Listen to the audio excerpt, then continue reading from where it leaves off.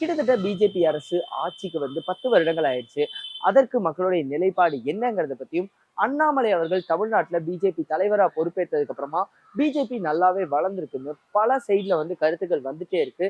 So அதற்கு மக்களுடைய கருத்து என்னங்கிறத பத்தியும், இந்த வருஷமும் தேர்தல் நடக்க போது, அதற்கு மக்களுடைய எதிர்பார்ப்பு என்னங்கிறதையும் கேட்டு தெரிஞ்சுக்க போறோம்.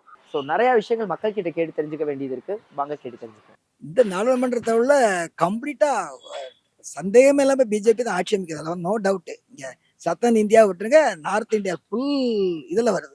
No doubt. அதுல சந்தேகமே கிடையாது. ஏன் சதன் இந்தியா இன்னும் அவங்களால மேலெழும்பி வர முடியல? சத்தன் இந்தியால வர முடியலைங்கிறத விட இங்க உள்ள மக்களுடைய மனப்பான்மையே வேற சார். தப்பா நினைச்சுக்காதீங்க. இங்க உள்ள மக்கள் வந்து ஒரு சிந்திக்கிறதாவது சிக்கிறதுங்கிற அதான் சொல்றேன். நார்த்ல வந்து ஓட்டு வந்து 70-80% ஓட்டு போல் ஆகுது. நம்ம இதுல அந்த இது ஆகுறதே கிடையாது. 50-55 கூடினாரு 90% தட்டி ஓட்டு போலாட்டும் என்ன ஆகுது நீங்க பாருங்க. தலைகீழ எல்லாம் புரட்டி போட்டுரும். வாக்குறுதியெல்லாம் நிறைவேற்ற முடியாது. சரி, இது வந்து பட்ஜெட்னு இருக்கு. நம்மளுடைய ரெவென்யூ சம்மந்தப்பட்டது, வருமானம் பட்ஜெட் சம்மந்தப்பட்டது. அதில் என்ன ப்ரொவிஷன் இருக்கோ அதை தான் செய்ய முடியுது. வாக்குறுதியெல்லாம் அவங்க தேர்தலுக்கு அவரெல்லாம் மேடையில் பேசலாம். அதெல்லாம் நடக்கணும்னு அவசியம் இல்லை. இது வந்து வாக்குறுதியை நிறைவேற்ற மாதிரினா அது நிர்மலா சீதாராமன் கையில் தான் இருக்குது. சரிங்களா? எம்எல்ஏ எம்பி கையில் கிடையாது. நிர்மலா சீதாராமன் கையில் தான் இருக்குது ஒவ்வொரு வாக்கு நிறுத்துறது. பட்ஜெட் பணம் வேணும் இல்லையா? வெறும் வாக்குறுதி கொடுத்து பிரயோஜனம் இல்லை. பட்ஜெட்டில் ப்ரொவிஷன் வேணும், அங்கே அலோகேஷன் இருக்கணும். அப்போ தான் வேலை நடக்கும். பாஜக வந்து எந்த அரசியல் கட்சியுமே வந்து தேர்தல் வாக்குறுதியை நிறைவேற்ற வேண்டும் என்ற அவசியம் இல்லை அப்படின்னு சொல்லி சட்ட ஏதோ ஒரு என்னுடைய ஞாபகத்துக்கு சரியா இருக்கும்னா தேர்தல் வாக்குறுதியை நிறைவேற்ற வேண்டிய அவசியம் இல்லைன்னு கோர்ட்டே சொன்ன மாதிரி எனக்கு ஒரு ஞாபகம். ஆனால் அது தப்பு. மக்கள் வந்து அரசியல் பூர்வமாக மாறணும். ஆனால் எது நடைமுறை சாத்தியமோ அதை தான் அரசியல்வாதி சொல்லணும். மேலும் அரசியல்வாதிக்குங்கிறது தகுதி நிர்ணயம் பண்ணலாம். ஏன்னா எல்லாத்துக்குமே தகுதி இருக்கு. ஒரு பியூனுக்கு கூட தகுதி நிர்ணயம் பண்ணியிருக்காங்க. ஒரு அரசியல்வாதி வழி நடத்தணும்னா எப்படி இருக்கணும் அப்படிங்கிறதுக்கு ஒரு தகுதி நிர்ணயம் பண்ணலாம். அதையும் தேர்தல் கமிஷனே ஒரு பொதுமக்கள் ஓட்டெடுப்புக்கு விட்டு பண்ணலாம். நீங்க பழைய காமராஜரையும் பழைய கக்கனையும் நினைச்சிட்டு வந்து இப்போ அரசியல் பண்ண முடியாது. அந்த அடிப்படையில இதை அணுகணும். மக்கள் வந்து நீங்க கரெக்ட் மக்கள் வந்து அது என்ன சொல்றது, இன்னும் வந்து அரசியல் விழிப்புணர்வு மக்கள்கிட்ட அதிகமாக வரணும். அரசியல் விழிப்புணர்வு இல்லாமல் ஒன்றும் பண்ண முடியாது. அரசியல் விழிப்புணர்வு கண்டிப்பாக வரணும். இதற்கு பத்திரிகையாளர்கள் உதவி செய்யணும். 50 to 60% நிறைவேற்றிருக்காங்க. இன்னும் 40% அவங்க வந்துட்டு கொஞ்சம் அலட்சியமாக இருக்க மாதிரி தெரியுது. கொஞ்சம் அவங்க பார்க்கணும் அதை பற்றி. அதே விலைவாசிலாம் அதிகமாக ஏறிடுச்சு. சாதாரண மக்களுக்கு வந்து மிடில் கிளாஸ், லோ மிடில் அவங்க எல்லாமே பாதிக்கப்பட்டுறாங்க. அரிசி, பருப்பு, எண்ணெய் இது மாதிரி அன்றாட வாழ்க்கையில் யூஸ் பண்ணக்கூடிய அத்தியாவசிய பொருட்கள் எல்லாமே வந்து விலை ஏறிடுச்சு. அதுக்கப்புறம் சொல்லிகிட்டே போனால் இது மாதிரி பெட்ரோல் விலை வந்து 2 வருஷமாக குறையவே இல்லை. எலெக்ஷன் அப்புறம் ஏற்றுவாங்கன்னு நினைக்கிறேன் நான் பெட்ரோல் விலை. அப்புறம் ஜிஎஸ்டி தான் அதை கொண்டு வந்துடுறாங்க. ஜிஎஸ்டி தான் ஏதாவது வர தேர்தலில் யார் ஆட்சிக்கு வந்தாலும் ஜிஎஸ்டி வந்து கொஞ்சம் கம்மி பண்ணால் நல்லாயிருக்கும். எல்லாத்துலேயும் ஜிஎஸ்டியை கொண்டு வந்துட்டாங்க. வேற என்ன சொல்கிறது, மக்கள் வந்து அன்றாட வாழ்க்கையில் நார்மலாக மிடில் கிளாஸ் பாதிக்காத அளவுக்கு இருந்தால் போதும். எந்த கட்சி வந்தாலும் எந்த ஆட்சி வந்தாலும் அது மெயினாக பார்த்துக்கணும். இதுதான் வந்து மெயினாக எதிர்பார்க்குறது. அது எந்த ஆட்சி வந்தாலும் அந்த அடுத்து வரதுன்னா தமிழ்நாட்டில் சொல்றீங்கன்னா இல்லை பிஎம் எலெக்ஷன்? நாடாளுமன்ற தேர்தல் அதுல கன்ஃபார்மா பிஜேபி தான் ஜெயிக்கும். அவங்க நார்த் சைட்லாம் ஸ்ட்ராங்கா தான் இருக்காங்க. காங்கிரஸ் எனக்கு தெரிஞ்சு வாய்ப்பே இல்லை. அதனால பிஜேபி தான் ஜெயிக்கும் மறுபடியும். ஏன் அவங்களால சவுத் இந்தியா பக்கம் வளர முடியலன்னு நினைக்கிறீங்க? அது நம்ம மக்கள் தான் காரணம். அப்பதுலேருந்து 2 கட்சி தான் நம்மளுக்கு முன்னேற்றம்னு நினச்சிட்டாங்க. திமுக, அதிமுக விட்டா திமுக. 5 வருஷம் இவங்க கொள்ளையடிப்பாங்க, அடுத்த 5 வருஷம் இவங்க கொள்ளையடிப்பாங்க. அவ்வளோதான். மாற்றி ஓட்டு போகிறது தான், வேற ஒன்றும் கிடையாது. கடந்த 10 ஆண்டுகளா மத்திய அரசுல பாஜக ஆட்சி பண்ணிருந்துச்சுல, அதை பத்தி உங்களோட கருத்து என்ன? அதை பற்றினா நம்மளுக்கு அதை பற்றி பேசுறதுக்கு ஒன்றும் இல்லை. யார் மக்களுக்கு நல்லா செய்கிறாங்களோ அவங்களுக்கு தான் நம்ம ஓட்டு போடுறோம். மேக்ஸிமம் நிறைவேற்றின மாதிரி தான் இருக்கு. ஆனால் நிறைய இது நிறைவேற்றலன்னு தான் நினைக்கிறேன் தெரிஞ்ச வரைக்கும். ஆனால் பண்ணுறாங்க, அவங்க எதுவுமே பண்ணலன்னு சொல்ல முடியாது. நிறைய விஷயங்கள் பண்ணுறாங்க. ஆனால் அதை பற்றி டீட்டெயிலாக எனக்கு தெரியாது. பண்ணுறாங்கன்னு தெரியுது, ஆனால் என்னென்ன பண்ணுறாங்கங்கிறது தான் சரியா தெரியும். சந்தேகமே இல்லாம ஒரு புரட்சியை உருவாக்கியிருக்காரு அண்ணாமலை. அதுல சந்தேகமே கிடையாது. ஜெனியூன் சொன்ன வாக்குறுதியை நிறைவேற்ற அவர் பதவியிலையும் கிடையாது, எதுலையுமே கிடையாது. அங்கே புயல்ல திருநெல்வேலி மாவட்டம் எங்கள் மாவட்டம் வந்திருந்தாரு, சொன்னதை செஞ்சார்.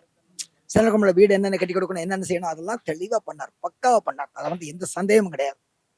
கட்சி சார்பாக சொல்ல, பொதுவாக சொல்கிறேன். ஒரே நாடு ஒரே தேர்தல்ங்கிறத வந்து ஒரு வகையில் ஆதரிக்கலாம்.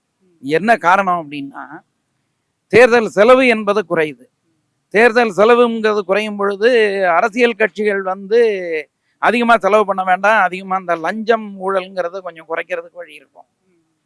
ஸோ லஞ்சம் கொடுப்பதும் குற்றம், வாங்குவதும் குற்றம். வாங்குறவனையும் பிடிச்சி உள்ள போடணும், கொடுக்குறவனையும் பிடிச்சி உள்ள போடணும். இன்னைக்கு நடைமுறை எப்படி இருக்கு?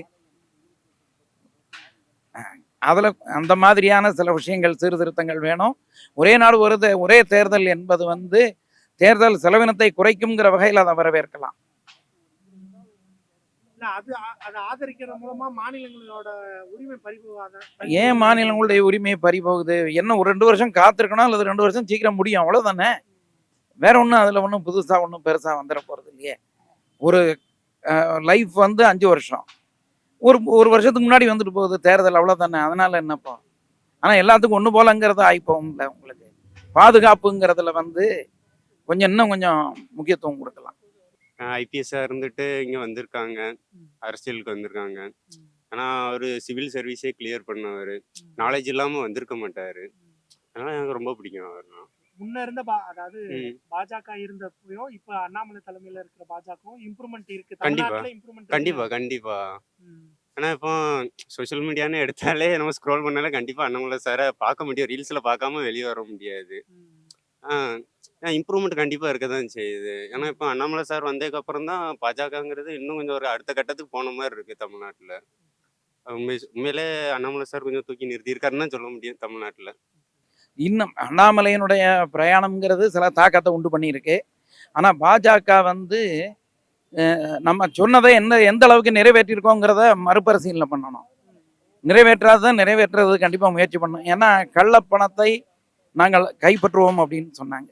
அதில் எந்த அளவுக்கு அவங்க பண்ணியிருக்காங்க, எந்த அளவுக்கு நம்ம பண்ணணும் அப்படிங்கிறத அவங்க சுய பரிசீலனை பண்ணணும், மறுபரிசீலனை பண்ணணும். தமிழ்நாட்டில் பிஜேபியோட வளர்ச்சி தானே சொன்னீங்க. அவர் அண்ணாமலை வந்தப்புறமா நல்லா ஓரளவுக்கு நிறைய பண்ணுறாரு. அவர் பேசுறது வந்து நல்லா ஸ்டாட்டிஸ்டிக்ஸாக எடுத்து அனலைஸ் பண்ணி பேசுகிற மாதிரி இருக்கு.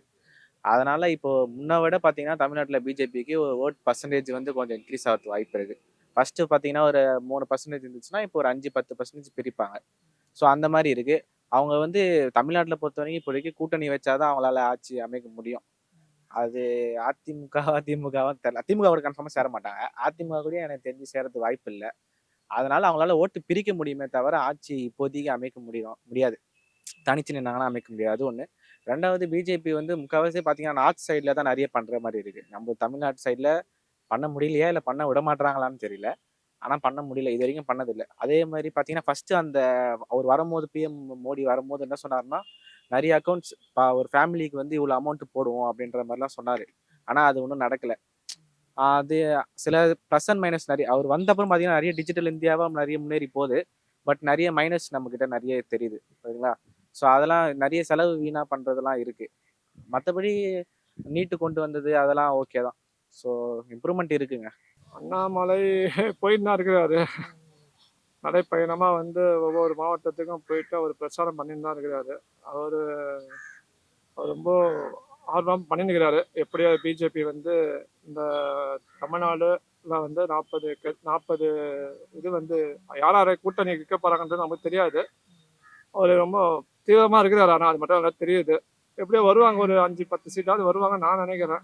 யாரு அவங்க கூட கூட்டணி வைக்கிறது அவங்க பொறுத்து இருக்குது, எப்படின்னு சொல்ல முடியாது எனக்கு. இப்போ முன்ன இருந்த பாஜக விட இப்போ அண்ணாமலையிலான தலைமையிலான பாஜக தமிழ்நாட்டில் கொஞ்சம் மேல் எழுந்திருக்குன்னு நினைக்கிறீங்களா?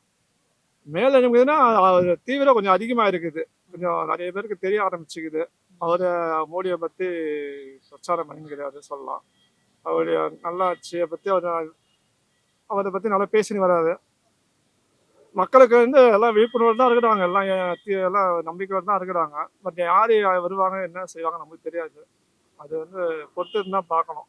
40 சீட்டில் வந்து 50-50 வரத்துக்கு வாய்ப்பு இருக்குது. டிஎம்கே கண்டிப்பாக சென்னையில் அளவே டிஎம்கே வந்துடும். அது வந்து உண்மைதான். அது அதர் டிஎம்கே தவிர அதர் அவுட் ஆஃப் சிட்டி வந்து எப்படின்னு தெரியாது. அவங்க கூட்டணி அமையத்தை பொறுத்து யார் யார் வருவாங்கன்னு தெரியும், நமக்கு தெரியாது. இப்போ அடுத்து வரப்போற எலெக்ஷன்ல யார் ஜெயிப்பான்றது உங்களோட எதிர்பார்ப்பா இருக்கு? எதிர்பார்ப்புனா தமிழ்நாட்டிலையா? இல்ல இல்ல இந்த இந்த நாடாளுமன்ற எலெக்ஷன்ல யார் பிஎம் அடுத்த நெக்ஸ்ட் பிஎம்மா யார் வருவா அப்படின்னு எதிர்பார்ப்பு? மோடிஜி தான்.